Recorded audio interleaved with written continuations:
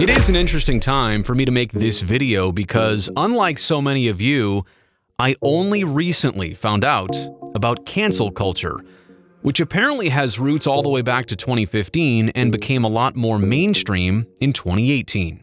For better or worse, what you're getting here are honest, unfiltered, and immediate reactions to research of a rather controversial topic. Number one of the biggest issues surrounding cancel culture is how we describe it. I've quickly found that some people think it means ousting a public figure via strength in social numbers. Others say it's an abrupt way to fully eject an individual from a small circle of friends.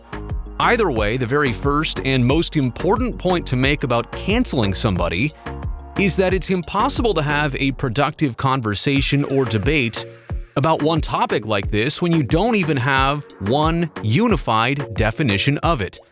I mean, people are literally taking two totally different sides over two totally different issues, but assuming they're the same thing.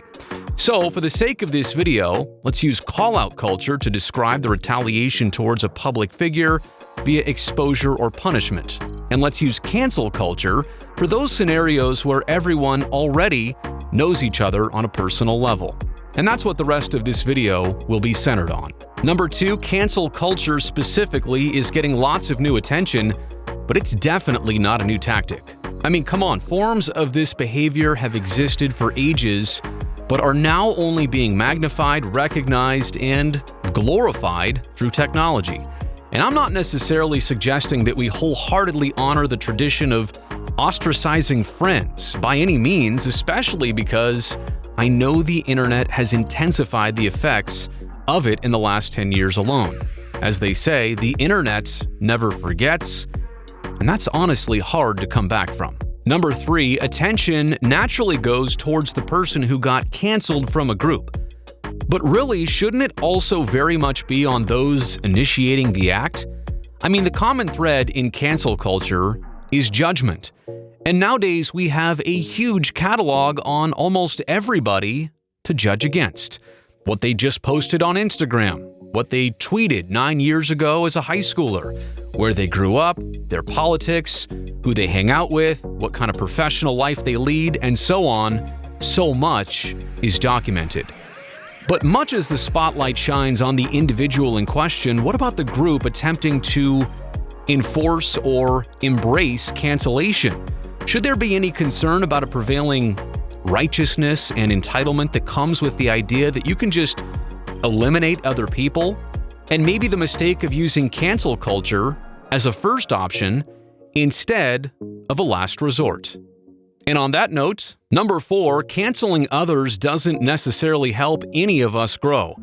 And I see two totally different flavors here. If you're saying this is the chance to expose a person who is routinely physically harmful or mentally toxic to society without remorse, then I totally get it. No need to keep your associations.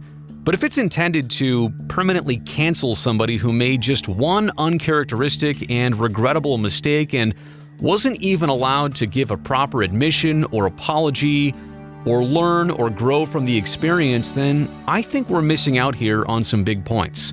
How are you ever supposed to learn from a mistake if it eliminates you and forever defines you? Number five, cancel culture often feels like the easy way out. Now, I'm not suggesting it's wrong to avoid complications and conflict in life.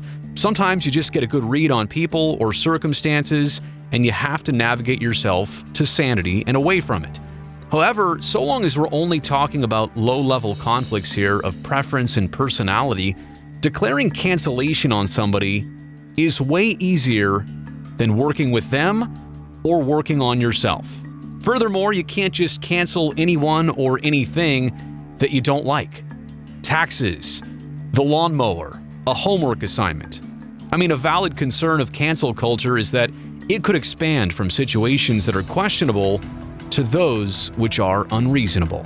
In conclusion, cancel culture, and even going back to call-out culture, they're so situational, making it impossible to overall declare them right or wrong.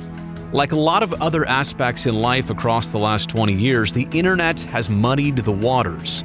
The hope would be that if you're watching this in another 20 years, issues like these will have been sorted out through thoughtful and meaningful conversation. And on that note, if you have something productive to say, feel free to drop by the comments section below.